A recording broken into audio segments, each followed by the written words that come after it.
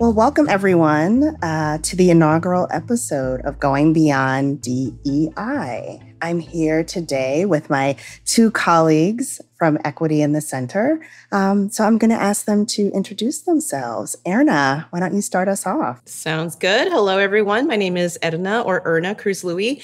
I'm the Vice President of Operations here at Equity in the Center. My pronouns are she, her, and Shaw, and I've been working here at Equity in the Center for almost 2 years now. Hello, everyone. My name is Niki Jagpal. I use she and her pronouns, and I am Executive Vice President at Equity in the Center. I've been working with Kay and the team for, at this point, almost 3 years, and looking very much forward to talking with you all about what we've been up to, where we are, and what's next for us. Thanks, Niki. I'm Kerrien Suarez, President and CEO of Equity in the Center. And to begin, we thought we'd share a little bit about the origin of Equity in the Center. So back in 2016, Monisha Kapila, who's the CEO of ProInspire, the organization that incubated Equity in the Center for several years before we spun out, was part of a grant portfolio at the Annie E. Casey Foundation called Talent Pipelines. That portfolio was held by a program officer named Ashley Stewart. I lovingly call him the godfather of Equity in the Center. I was not part of Equity in the Center or ProInspire at that point in time, but Ashley brought together, I believe it was 9 nonprofit organizations that focused on talent in the social sector to workshop the lack of diversity at the highest levels of the social sector. So why were so many nonprofit organizations serving disproportionately Black and Brown communities, and yet when you looked at their C-suite and their boards, there were significant disparities in representation. So the grantees got together 3 or 4 times, I believe, over 9 to 12 months to learn together, to talk about the context of the challenge around the lack of diversity in the sector. And Equity in the Center was the capstone project that the grantees created through their work together over the course of a year. So the program ended with a white paper which proposed to launch Equity in the Center. And Ashley was generous enough to provide ProInspire with a startup grant to launch the work. So I became part of the team at ProInspire in the last quarter of 2016, when what we now refer to as the launch team came together to road test the contents of the white paper to see if we could actually stand it up as an initiative. And we made the decision at the end of a retreat that it was worth investing in. Ashley was a part of the retreat and made the commitment to give us startup funding and to support us in securing additional grants.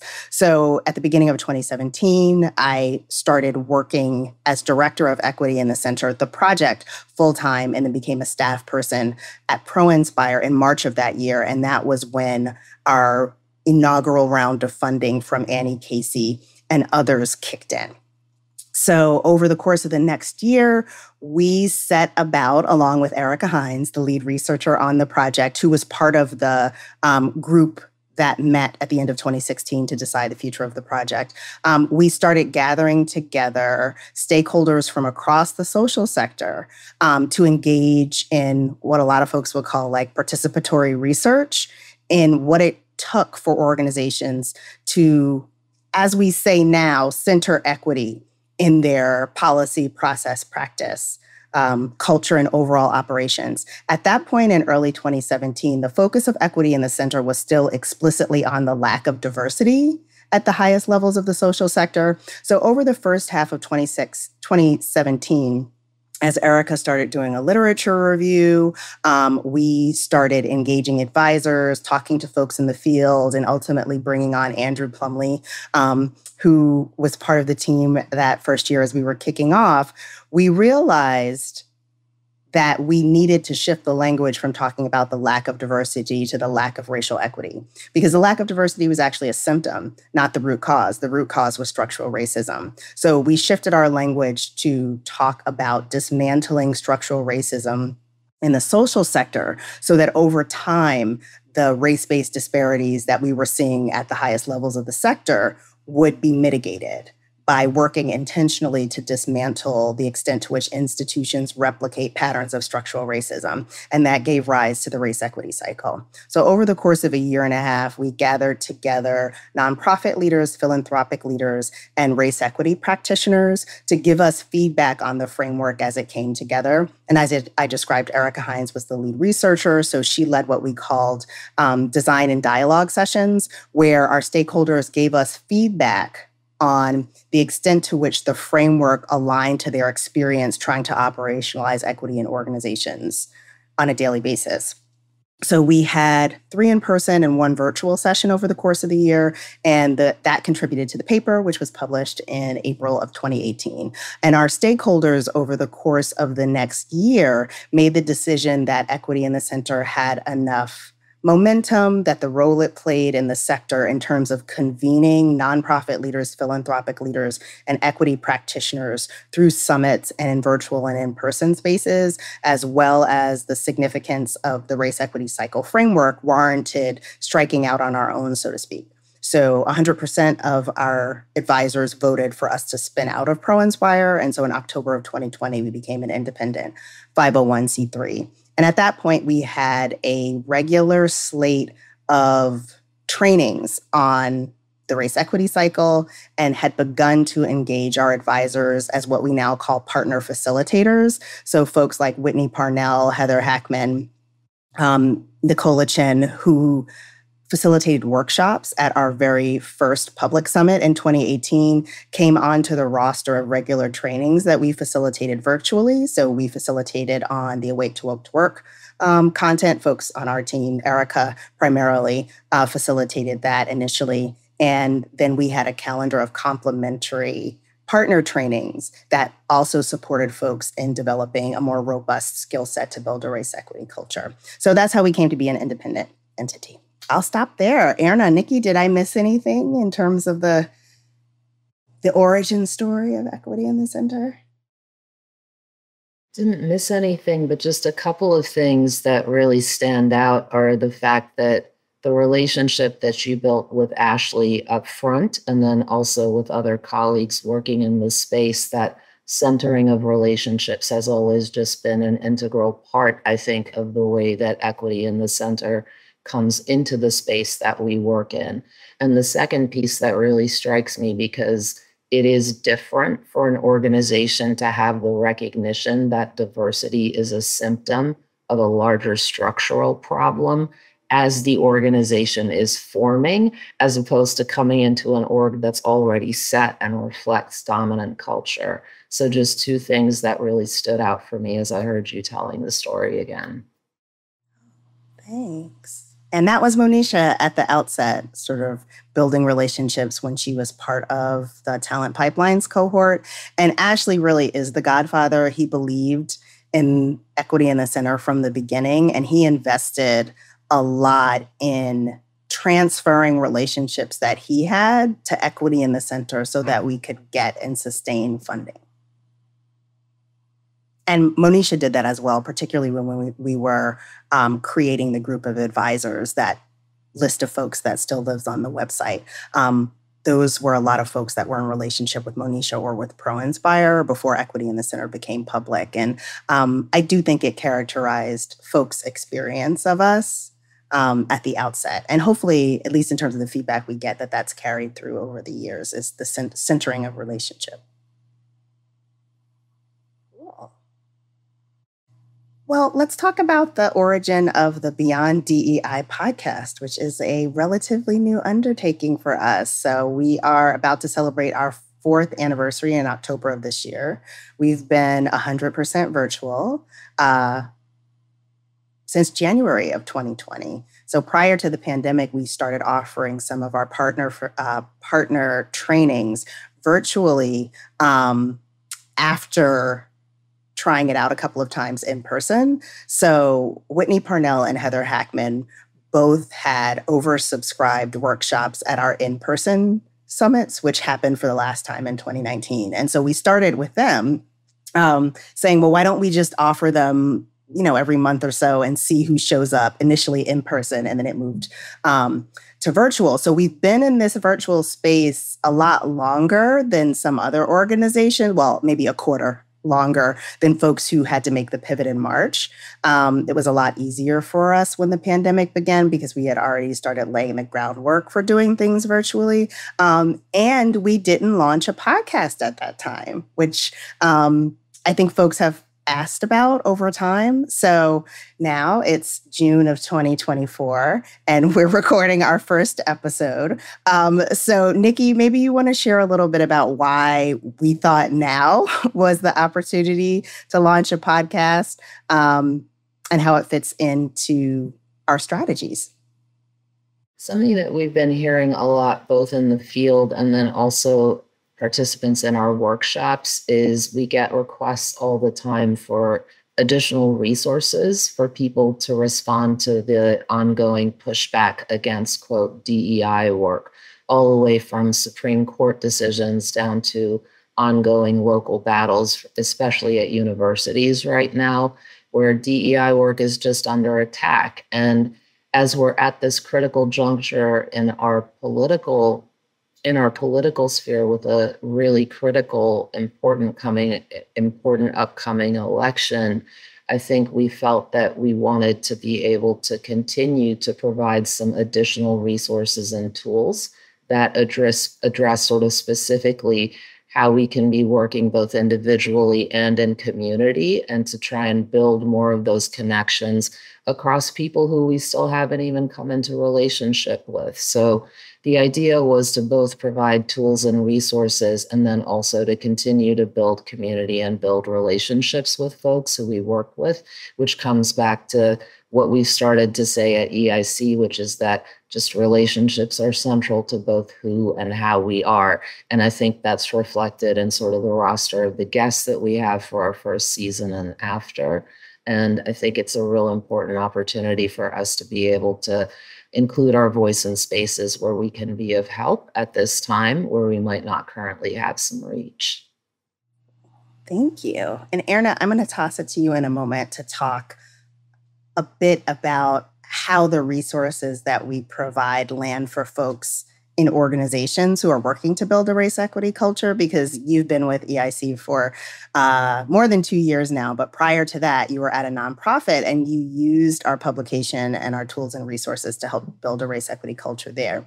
One thing I wanted to name in terms of our decision to launch the podcast and to call it Beyond DEI is that in February of 2023, we wrote a response to an article, an op-ed that had been published, talking about how DEI was actually doing more harm than good. And so our response to that misguided op-ed was to write a piece on our blog that was called "It's Time to Shift from Transactional DEI to Transformational Race Equity Work." So what we really hope this podcast is, as well as all of the other resources, the trainings, the cohort programs, the assessment that we have on our website, we hope that this will be a tool to help individuals and teams and organizations shift their perspective from that focus on transactional DEI, so representation primarily, but generally only, to a more robust transformational orientation toward race equity work.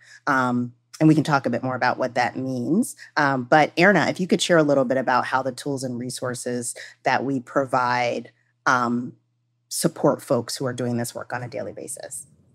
Absolutely. Thanks, Kay. I think the biggest for me, especially coming from an organization which had 400 plus people, 9,000 volunteers, over 16,000 youth, was that the tools and resources were absolutely necessary and much more aligned with the nonprofit sector. We looked at a lot of models when I was actually trying to implement some sort of DEI programming. Diversity, equity, inclusion is what we called it at the organization.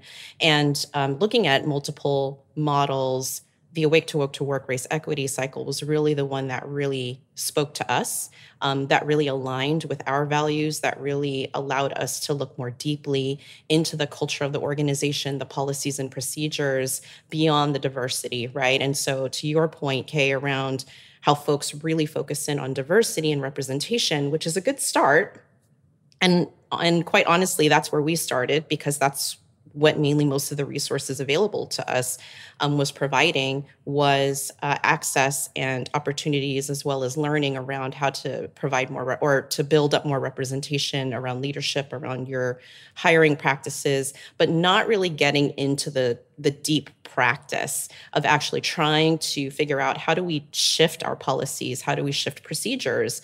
How do we make sure that when we do bring people on, in terms of such as like our hiring practices, that people actually want to stay? And I think people focus so much on the front end stage performative aspect of diversity and representation that people forget that you have to keep people there. You can't just hire them in and then expect them to want to stay just because they're there. And so I think that was really what Equity in the Center really provided for me as a leader in that organization, as well as to other senior leaders in that organization, is really looking much more deeply into how are even our our technical applications and our databases even running. How are we even setting those things up? And for an organization that I came from, which was a legacy organization over 100 years, it was really hard to do, but that we knew that we needed to do that, and we were able to find that through all of the tools and resources that Equity in the Center was able to provide. Thanks for sharing. I'm sure we'll come back to talking about your experience implementing this in real life, so to speak. What I wanted to point out was something you flagged in your response to my question about the transactional focus on representation and then never moving beyond that. So one thing that differentiates, as you were describing, the race equity cycle from how the average DEI consulting firm or entity or talent and culture team approaches this work is that we focus on equity explicitly, as in the measurable absence of race and other identity-based disparities in outcomes within an organization. So as you were describing, Herna, an organization generally tracks the number of people of quote unquote diverse identities that it has hired. And that's where the work stops. The overwhelming majority of organizations do not track the turnover of those same individuals, as you were describing, who choose not to remain because while they were hired, they are not hired into an organizational environment in which they can thrive. So in most organizations, for-profit and nonprofit, the turnover rate of people who hold a historically marginalized identity, so race and other historically marginalized identities, is sometimes more than 2 times higher than those who, when it comes to race, for example, identify as white or identify as straight or identify as able-bodied, because the organizational culture isn't working for them, because it's not designed for them.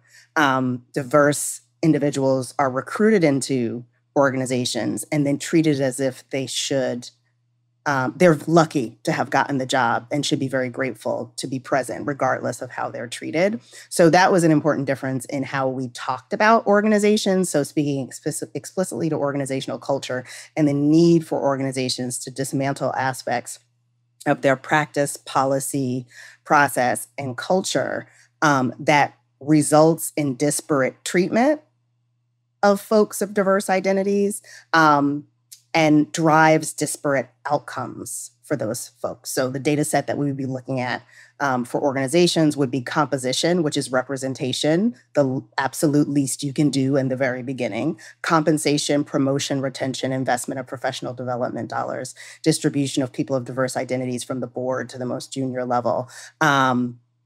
We encourage folks to track and disaggregate by all identities each of those internal data points, as well as disaggregating their external data. So if you were working in a program context, Herna, we'd encourage your former organization to do that for the outcomes in the community. But our framework focuses internally to organizations, which is a big change. So what we want organizations to do is turn the mirror on themselves and be honest about the extent to which they replicate patterns of inequity in their daily management and operational practices.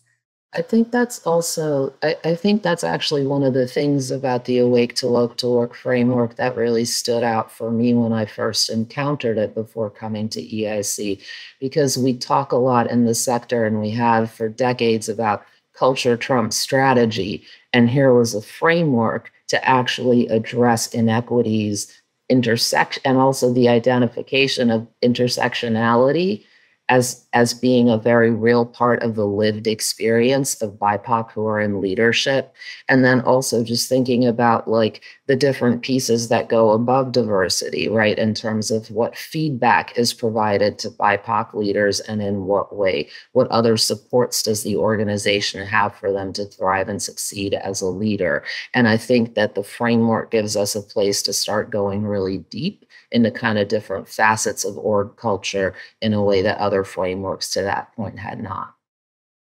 Yeah, and I would say just to add a little bit more to that too, Awake to Woke to Work, referencing the mirror, having that mirror turned to yourself and to really look at your own organization and what your practices are.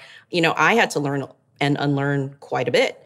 As a leader myself who had been in the nonprofit space for over 20 years. And so even just checking myself, checking my own privilege, checking my power as a leader in the organization as well, did not, right? Like it did not change the fact that I am a woman of color. It also turned the mirror on myself to figure out like, okay, I'm actually contributing to some of these disparities that exist within the organization because I didn't know better. And so Awake to Woke to Work as a framework really defined all of that for me and for the leaders of the organization, as well as being able to share that out so that we could have shared definitions and knowledge and really a path forward for progress. Thank you both.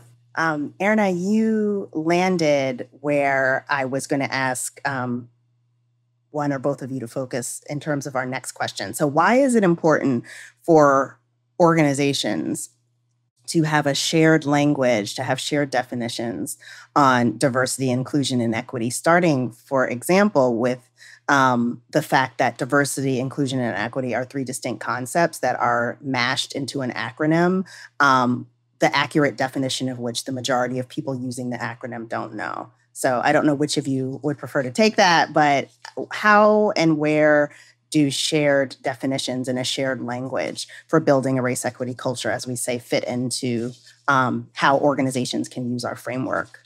Yeah, so just fundamentally, right, if we don't even have a shared vocabulary, we literally don't have the ability to speak to each other. And then, as you said, there are three completely distinct things that get pushed into one acronym and treated as one, and they are not. And so I think that it's one of the reasons that even when we train folks, constantly one of the first steps is you need to develop a shared vocabulary and have that be across the organization, because we cannot have a conversation if the building blocks of that conversation are not uniform and agreed to. Absolutely, Niki. I think for me, just also experiencing it firsthand was also a way for us to minimize further harm, because we're able to speak to the things that we are actually trying to convey, rather than us trying to beat around the bush and not being able to be courageous about those conversations to actually point out some of the areas that we needed to continue to progress on or change or shift or improve.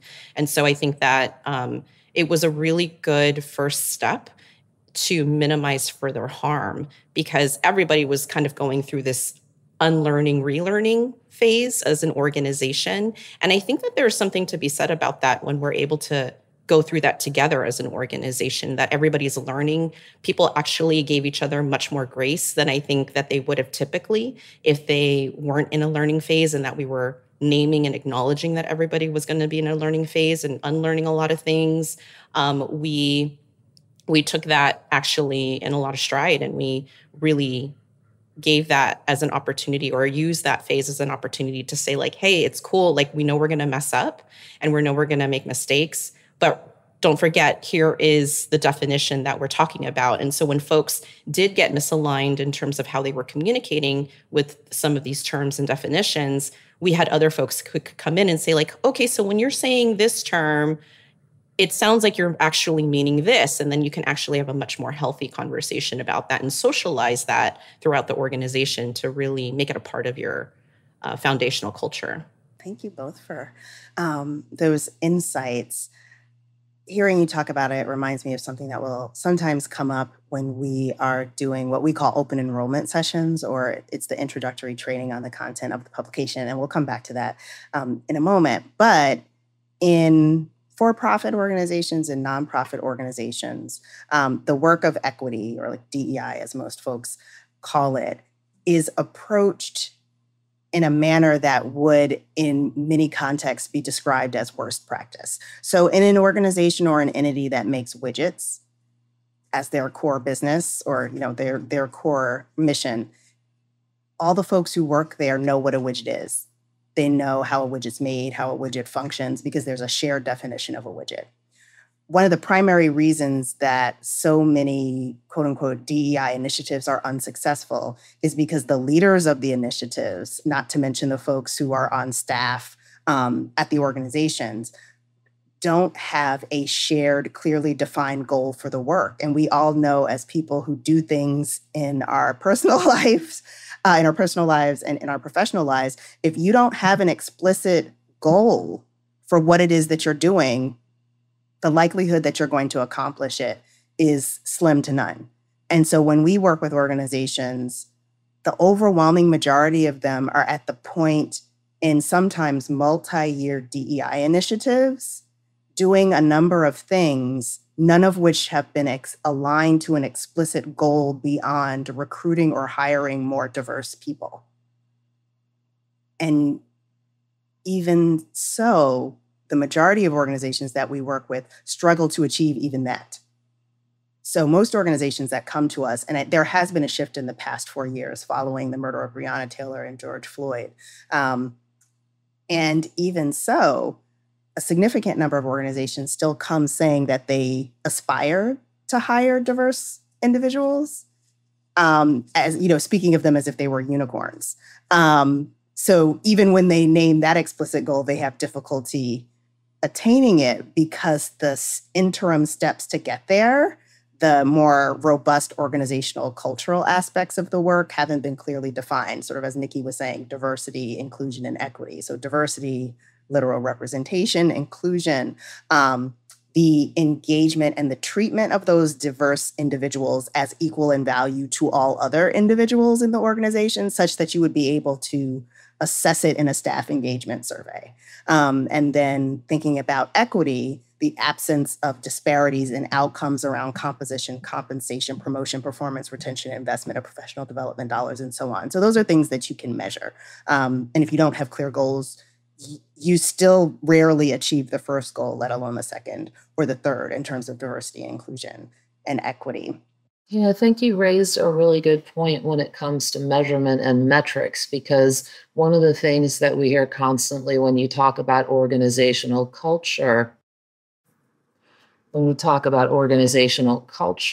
is that it is soft and we will not know if we are making progress toward it. And so being able to articulate that we are specifically looking at erasing race-based disparities in outcomes, I think is another piece of the way that we approach the work that makes it more helpful for folks who are more towards the D end of the DEI spectrum and to help bring them along. Thanks, Niki. It's very true. So you set up our next topic for discussion, which is how can folks engage with equity in the center and begin to utilize our tools and resources, as well as our trainings and our cohort programs. So the very beginning would be to download our publication, which you can find at equityinthecenter.org, and read the paper which outlines the race equity cycle, gives explicit characteristics for the stages of the race equity cycle, which are awake, woke, and work. And those 3 stages are diversity, inclusion, and equity reframed. The woke stage, it's important to name, this paper was written or released in the spring of 2018. And the current popular definition of woke as advanced by Fox and Newsmax, which I know we'll come back to in terms of the current landscape for equity work, did not exist. So it's important to think about awake, woke, and work, but woke especially in these times, as explicitly the set of behaviors, beliefs, policies, and processes, and data sets that we outline in the paper. The definition of awake, woke, and work, all of that is awake, woke, and work. Those are defined in the paper in terms of characteristics of organizational culture. So you start by downloading the paper, and then an organization, a team, or a leader, or members of the board, members of the staff might attend an open enrollment training. And so would one of you like to describe what that experience is and how folks can learn more about it? Yes. So our open enrollment sessions are basically sort of an introduction to the framework, but that goes deeper into the actual implementation of it. And what it does is it can provide an individual or a team with a deeper understanding of the framework and what they can walk away with and start doing immediately, regardless of where they are in the organization.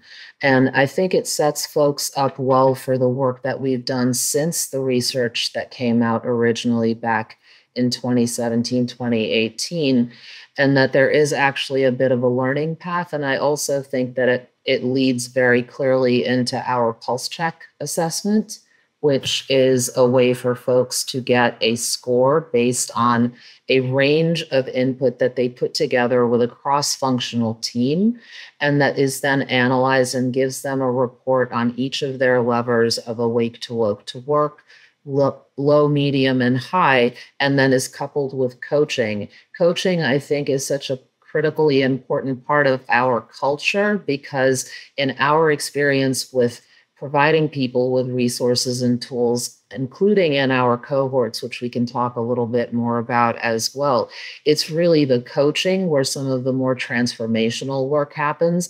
And to be frank, the coaching spaces are also one where BIPOC leaders in particular, and those with other marginalized identities, often have a first sort of moment of being able to process their own experience. And so it's a really deep and powerful space that involves building a lot of trust, and that I think is part of why the work is actually more sustainable in the long run, because we're able to couple the individual support with action plans that are at a more team or an organizational level. And there's sort of that trajectory, which I think is more reflective of the actual experience of somebody who's in a position of trying to operationalize race equity or to build a race equity culture at their organization. I don't know. No, I definitely agree with you there, Niki. I think I was very fortunate that when I was introduced to Awake to Woke to Work, it was a private session with a cohort that existed within through a funder.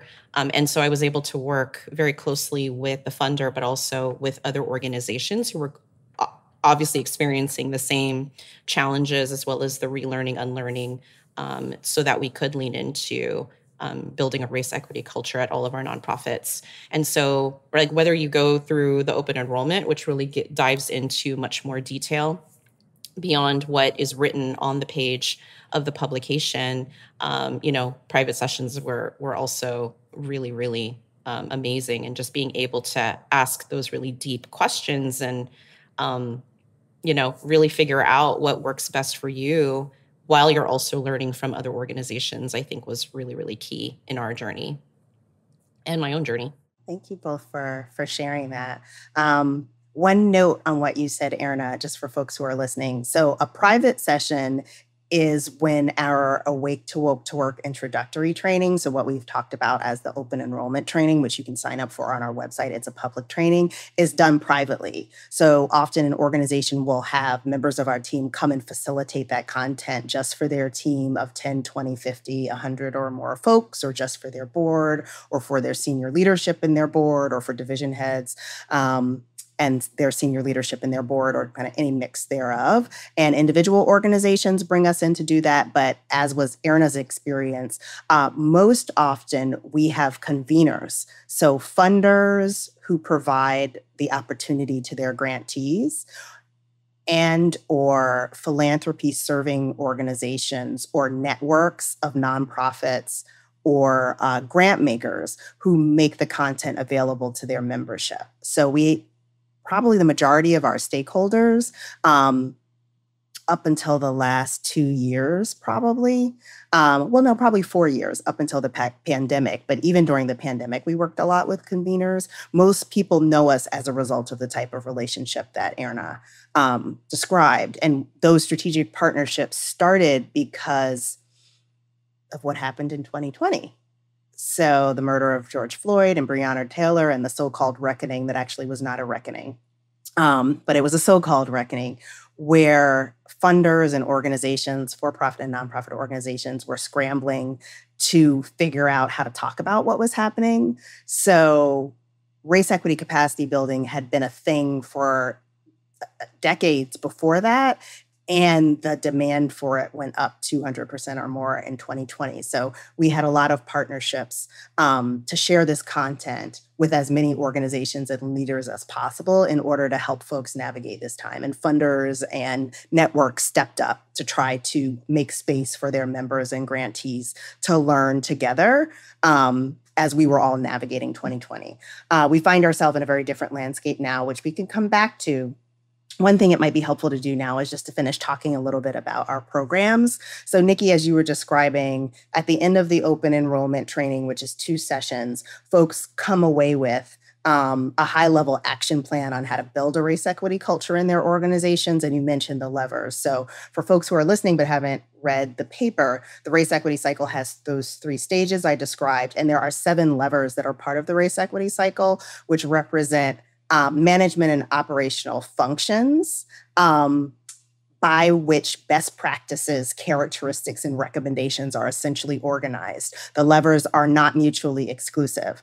The levers that we find organizations begin with most often are organizational culture, because that's mostly what we've been talking about, and it's the umbrella under which everything else happens. Senior leaders, equity transformation, or even honestly transactional diversity work cannot happen in an organization without the authorization and, to varying extents, the participation of senior leadership and board of directors.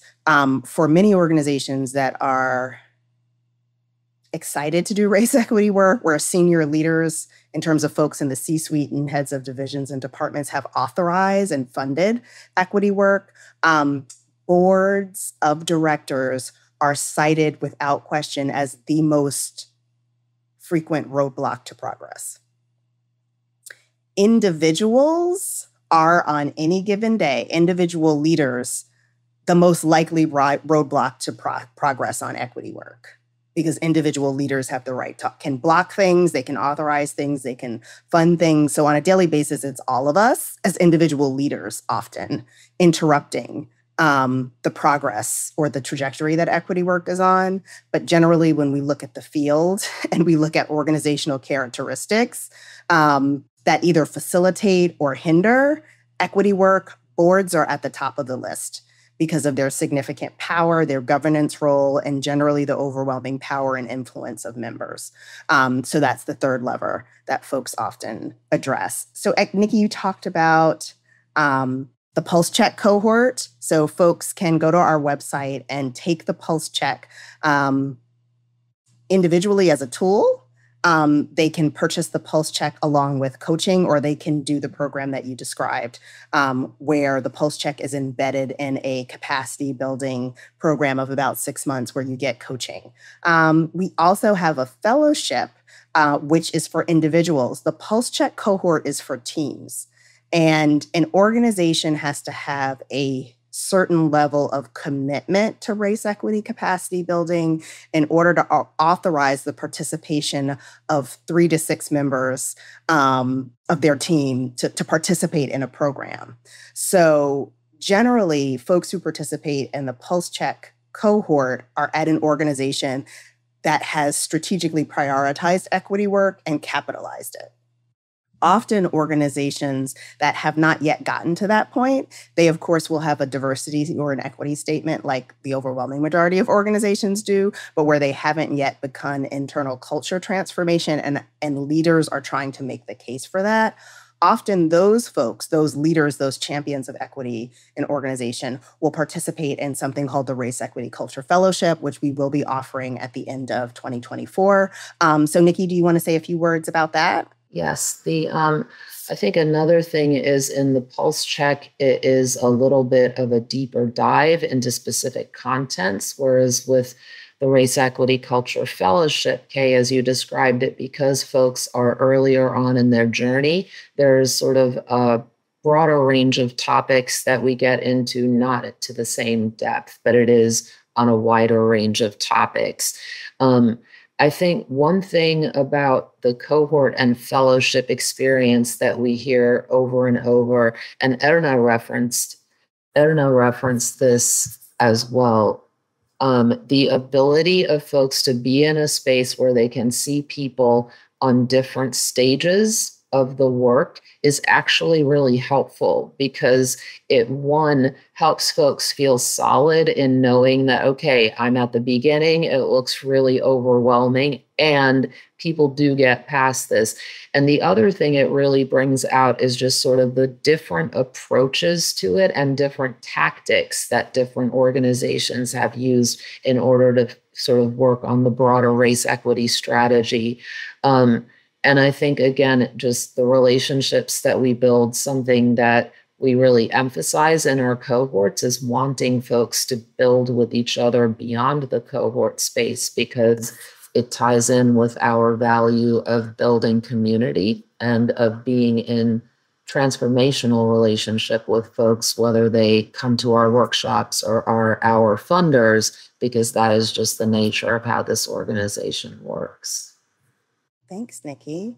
Herna, do you want to say a bit about our community of practice for practitioners and then the senior leaders tool? But I know Niki will have some thoughts on that as well, but I thought you could kick us off with a description of those programs. Yeah, absolutely. Well, our communities of practice is really for folks who are much more deep into their journey and are practitioners themselves. And so this is an area of support as well as opportunity for folks to really get together and really go even beyond what AWW can even provide for organizations.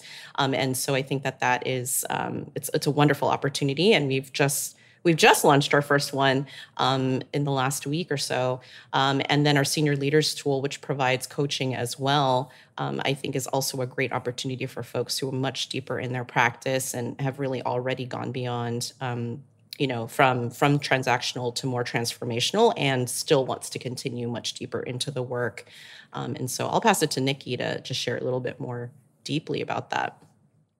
Thanks, Herna. So the practitioner community of practice is actually grounded in the values of the Deep Equity Practitioner Network, which is a group that we haven't mentioned yet, but that I believe came together in 2019. And that represents folks from different organizations, different individual consultancies and practitioners. These are folks who have been focused on race equity work, many of them for decades.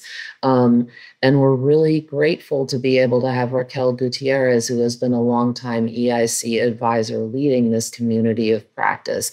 And as Herna mentioned, this really is for folks who are a little farther along in their journey.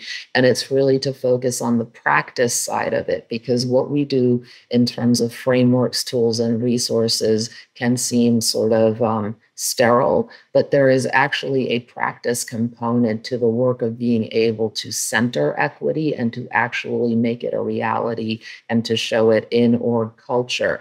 And so the connections that we tie there, that Raquel is helping these folks do, are between race equity culture and their role as a practitioner who's either affiliated with an org or a practitioner working on their own as well, who would be working with clients who are trying to accomplish the same thing. The senior leaders community of practice is led by Erica Hines, who is, as Kay mentioned, one of the original authors of the Awake to Work report.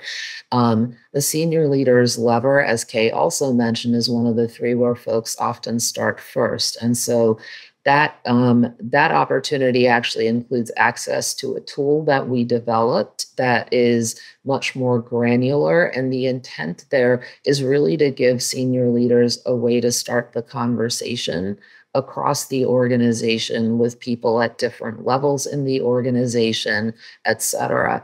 And so again, the community of practice side of that ties in the practice piece, but also includes important things that some of us are starting to talk about in the field, like self-care, because this work can be so exhausting. And another part, I think, is just, again, bringing people into community and building community with people through these sort of microcosms of communities that we put together, which we believe have a ripple effect and help us actually strengthen the interconnected relationships that we have across the movement for broader equity and liberation. Thanks so much, Niki, for pulling all those threads for us.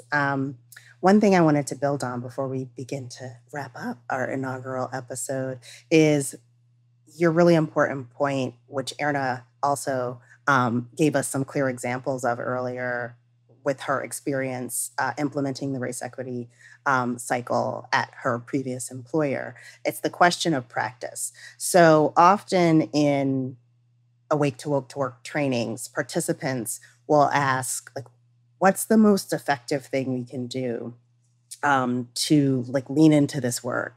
Or in terms of equity capacity building tactics, what's the most effective? And there's no one thing, but there is one thing that I recommend above all other things in terms of leaders and organizations' investment in race equity capacity building. And that, as you said, Niki, is coaching. So where inequity lives and thrives the most in the daily work of organizations, like through the death by 1,000 cuts that microaggressions inflict on folks, it's in the daily management practice of leaders and managers and colleagues.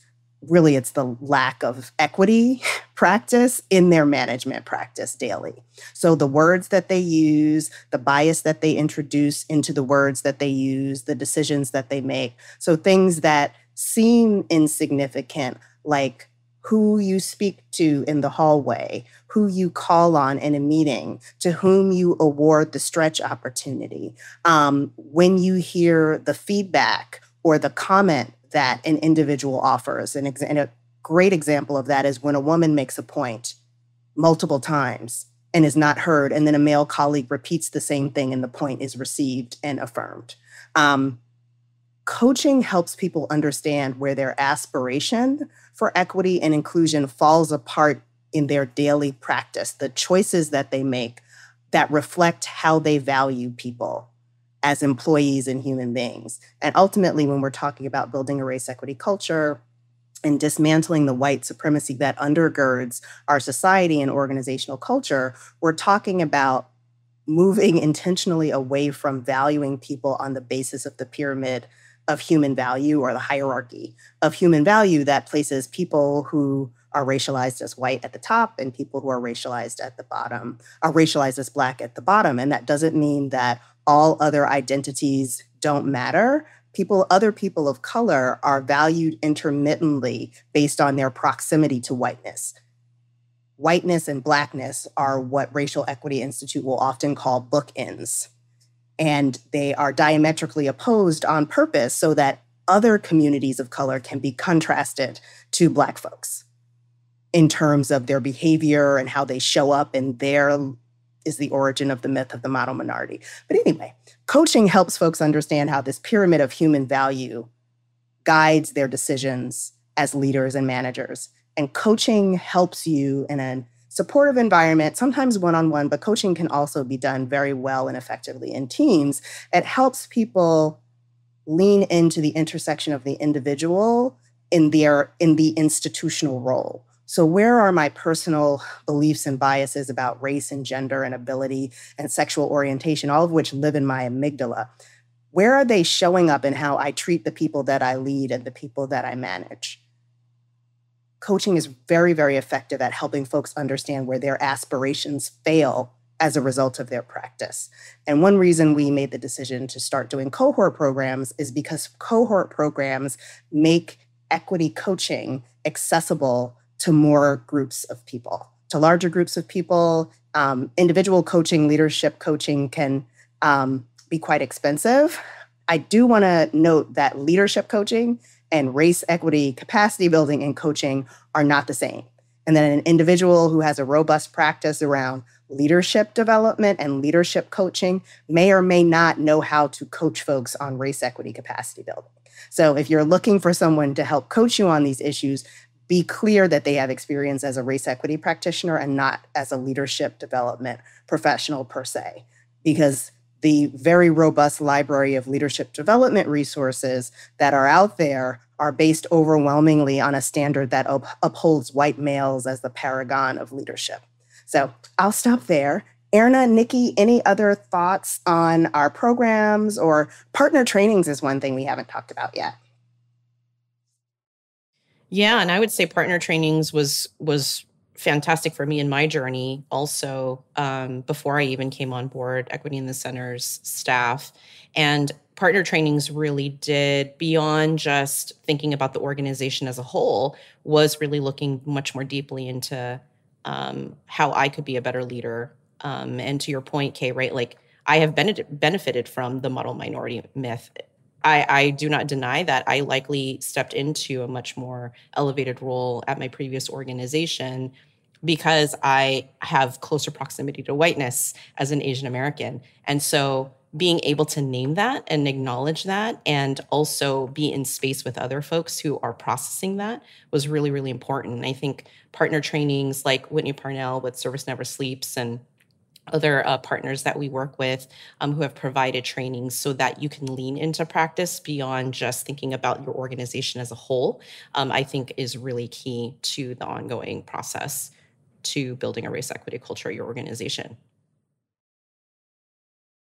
Thanks, Herna. Niki, any thoughts or insights on our partner trainings and how they connect to building a race equity culture? Sure.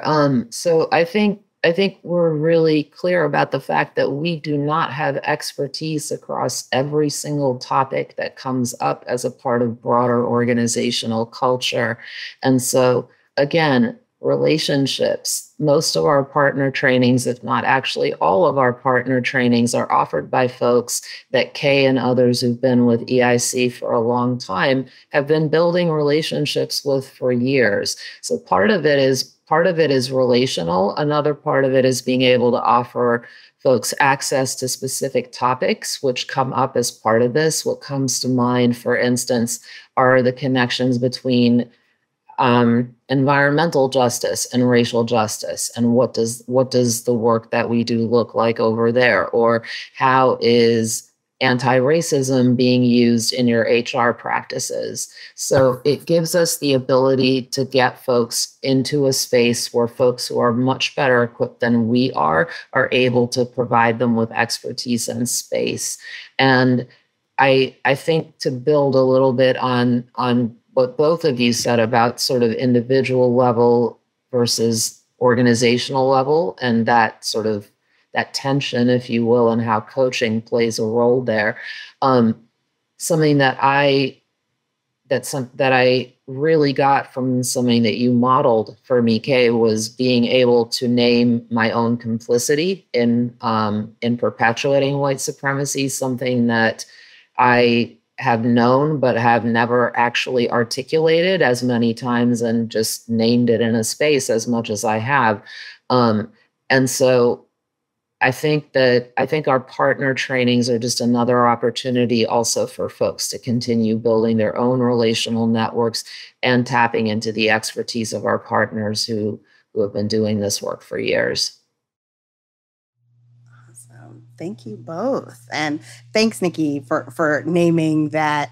How I name complicity and white supremacy is helpful. One question that was one for consideration for us to talk about today is what are our most valuable learnings and unlearnings as part of this work? And that overwhelmingly, as Herna was also talking about in terms of proximity to whiteness, is why I have this job. making the transition to support equity in the center after working like at nonprofit and philanthropic organizations, the top note for me was my complicity in a system that doesn't value people who look like me, but in which I have privilege by virtue of my education and my socioeconomic status. And I had to really ask myself hard, like, am I actually helping? Or am I just facilitating a system that only advances a limited number of us who are as proximate as possible to whiteness? Because how proximate we can get to whiteness varies based upon our identities and a number of other factors. So I had to reckon with how I, as a Black person, had done harm to other Black people operating in white supremacy as a manager and encouraging people to do things a certain way, which at the end of the day was the way that I had learned them in predominantly white environments, and been taught that I needed to demonstrate almost to deflect from the color of my skin. And so, like, as a manager, as a leader, it's incumbent upon us, and we share this with folks in our training and in our cohort programs, it's incumbent upon us to model our own journey as part of supporting other folks, because it's that degree of accountability that contributes significantly to building a race equity culture. And we all, no matter where we are in our journey, continue to make mistakes along the way, and it's important that we model that as well. Lastly, we haven't talked about the current landscape for equity work in the United States. So as we close, perhaps each of us could reflect on equity in the center's role and contributions at this particular moment, and what folks who are listening might be able to use our tools and resources and programs to support them in at this particular moment in time. And at least in terms of when we're recording this is the day after the Fearless Fund was told that they cannot continue to award funding to entrepreneurs who identify as Black women as the result of a lawsuit that was brought against them. So I don't know who wants to start. I think when it feels like the odds are stacked against us, it can be challenging, and it is also an opportunity. And so I think rather than doing what the courts did with Fearless Fund yesterday, I think we actually need to double down on advocating for centering race equity and framing it in the larger context that we can show measurably and demonstrably that there are positive outcomes for people far beyond people of color when we do, in fact, center the people who have endured the most harm and systemic oppression, genocide, et cetera. So I think our role is to continue doing what we're doing and to continue making the framework as available and as accessible to folks as possible, to keep at the coaching side of it, because I think that piece actually becomes more important, as does being in community at a time when there are attempts to pull us apart is an opportunity for us to actually build those connections, to support each other. And I think one thing I would love to bring up right now is just the fact that we've been really grateful just this year to have adopted racialequitytools.org, which our board member and Deepen member Maggie Potapchuk has been running for many, many years. It's been one of the most critically important resources for anyone who does research on this topic, regardless of the field that you're in. I think that keeping racial equity tools front and center at this time is also something that is part of our role, and another thing that we're grateful for. And to also just to continue to center community and compassion in the way that we are able to in the work that we do. Yeah, I would say community, right? Like that was sort of where my thought was going, is EIC has the experience now to be able to continue to feed the community, as well as create opportunities and spaces for learning and ongoing learning. It's no coincidence that as folks have come back in person and folks are creating opportunities for equity conferences and diversity, equity, and inclusion conferences and gatherings, that they're always sold out. I think that there's a lot of need and want and drive to really continue this work. And Equity in the Center has been huge in terms of providing those opportunities and ongoing opportunities. I think there's a huge beauty in us having worked virtually for quite some time also, in that folks all over the country can have access to all of these things, such as racial equity tools and all of the trainings and resources that we provide. And so we can continue to do that for folks, even in when it feels like the media is really dividing us. I feel that the reality can still be that we actually can get together and build community together. Awesome. Thank you both for those insights. I guess I'll close by saying, I feel like for the past couple of years in our sessions, one of the most common questions related to the current landscape is, how do I navigate this? What do I say to people who are among those suing the Fearless Fund and trying to shut down equity or quote unquote DEI initiatives? And they have been made illegal in 3 states. So for folks in those 3 states, stakeholders that I've supported have talked about how they have shifted their language to frame their work as beneficial to all people and doing work within organizations to help all individuals thrive. So doing many of the same initiatives, using very different language, framing it explicitly around all. And to Niki's point, that's what the data says race explicit and identity explicit initiatives yield. Benefits for people who identify in every way.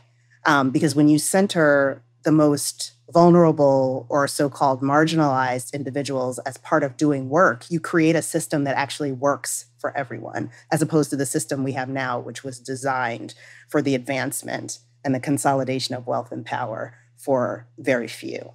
The other encouraging words I try to offer in terms of just keep doing what you're doing and frame it differently in terms of all, and FYI, the data says this work does benefit all people, is to remind the folks who are filing lawsuits and raising their hands in meetings to say, you need to shut down your initiative, or are we going to get sued about this, is to remind them that the individuals who are taking cases to the Supreme Court to roll back affirmative action in higher education and suing the Fearless Fund and making diversity, so-called diversity work illegal in 3 states, that these are the same people who avail themselves of every possible social program to which they are entitled by the law.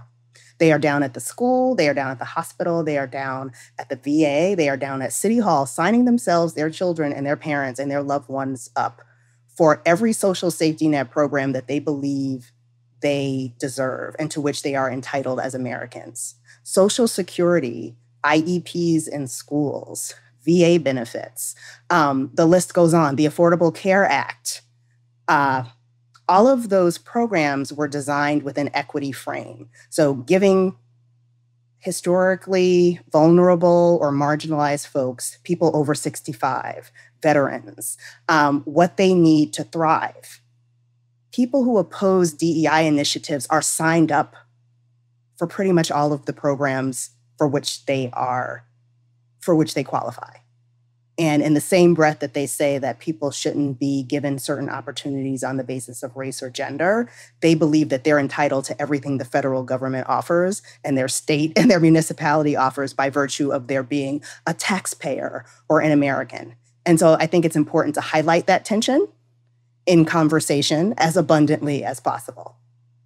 Any closing words, Herna and Niki? I do have one closing thought, which is I wanted to share with y'all that when I first started to get to know Kay and build with her, and we were talking about what working together might look like, she asked me something I'd never been asked before, which is, what was I looking for in what I wanted to do next? And I still remember saying to you, I want to work somewhere where I can both talk about and lead with compassion. And your response to that, which was bring it on, was just, it means so much to me, because it's a conversation I've never had explicitly with somebody who I was thinking about working with before. And I feel like that has sort of informed the way that my trajectory at EIC has been. And it's just something I'm really grateful for. So thank you for that. Oh, thanks, Niki. And thanks, Herna, to both of you for giving me the opportunity to work together in the way that we do, which I think is different than any experience that we've had before, because we are trying to build a race equity culture and center equity in the way that we haven't been able to in other organizational contexts. And I think that requires a degree of vulnerability and risk-taking, among our leadership team.